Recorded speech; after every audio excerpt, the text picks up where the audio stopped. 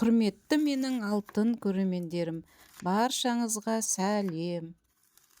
Бүгін сіздерге қырыққабаттан өте пайдалы салат жасап көрсететін боламын.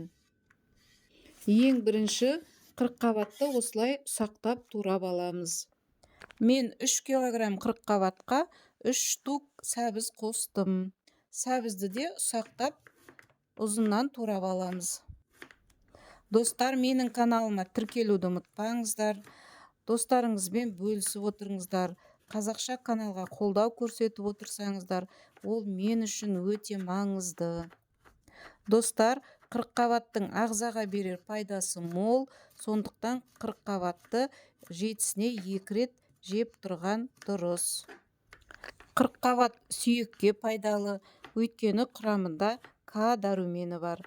Сондай-ақ В дәрумені көп, яғни жүйке жүйесіне пайдалы, иммунитетті көтереді, кальцийге толы, кальцийге бай.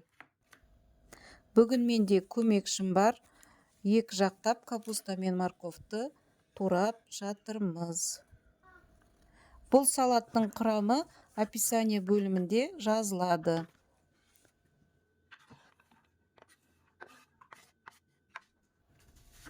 Салатқа бір үлкендеу жуақ қоссаңыздар, жеткілікті болады.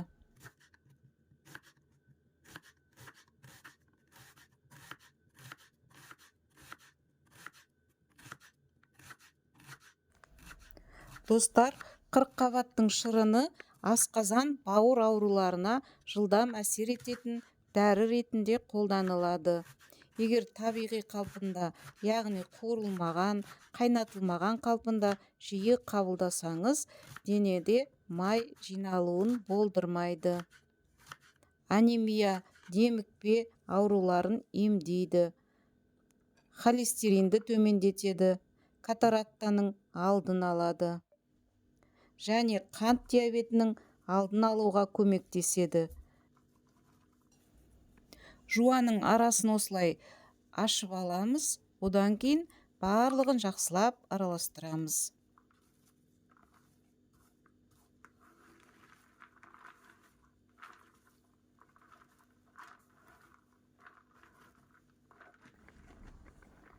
Достар, бұл квашеный капустаға рассолын жасау үшін 3 литр суға 120 грамм тұз, 100 грамм қант салып, және 15 мл сұйық май құйып, жақсылап араластырып, қайнатып аламыз. Қайнағаннан кейін сөндіріп, салқын жерге қоямыз. Әбден суығанша күтеміз. Одан кейін капустамыздың үстіне құйып, 3-4 күнге бетін жауып қоямыз. Әр күн сайын капустаны ұзын таяқшаменен әр жерінен тесіп ауасын шығарып отырамыз.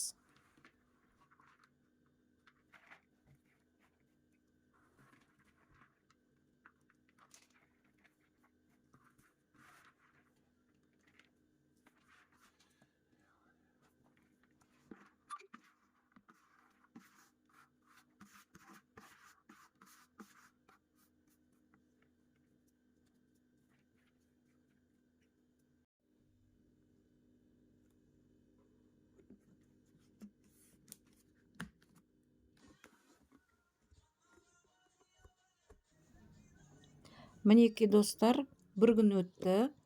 Енді осындай қасықтың ұзындау сабы бар. Соныменен осылай арасын тесіп, газын шығарып аламыз. Әр күн сайын тура осылай жасаймыз. 3 күннен кейін салатымыз дайын болады. Құрметті менің алтын көрермендерім, тура осы рецепт бойынша жасап көріңіздер. Өте дәмді квашеный капуста шығады. Достар, каналға тіркелуді ұмытпаймыз. Лайк басып, комментарий жазуды да ұмытпаңыздар. Мінеки 3 күн өтті.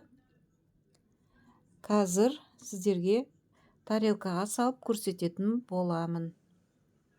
Ол үшін кішірек бір жуаны алып, оны майдалап турап, Мына капустаны осындай бір ыдысқа бөлек салып аласыздар өздеріңізге керегін. Соның үстіне осылай жуамызды саламыз. Одан кейін сәл сұйық май қосамыз. Немесе оливковый май құюға болады. Содан кейін араластырасыздар. Содан кейін дастарханға қоя берулеріңізге болады. Өте дәмді, өте пайдалы салат шығады. Жасап көріңіздер. Описание бөлімінде толық жазылатын болады. Сол жерден оқып жасасаңыздар тура осындай болып шығады. Менде 3 литр рассольды қайнатқаннан кейін капустаның үстіне құйған видеом түспей қалыпты. Сондықтан описание бөлімінде жазылады ретіменен, тура солай жасаңыздар. Рассольды қайнатқаннан кейін әбден суытасыздар. Суығаннан кейін бірақ капустаның морковтың үстіне құясыздар. Капуста мен морковты араластырып аласыздар. Содан кейін барып суыған рассольды құясыздар. Сіздермен болған Гүлнар Сапарқызы. Келесі видеоға дейін қош сау болыңыздар.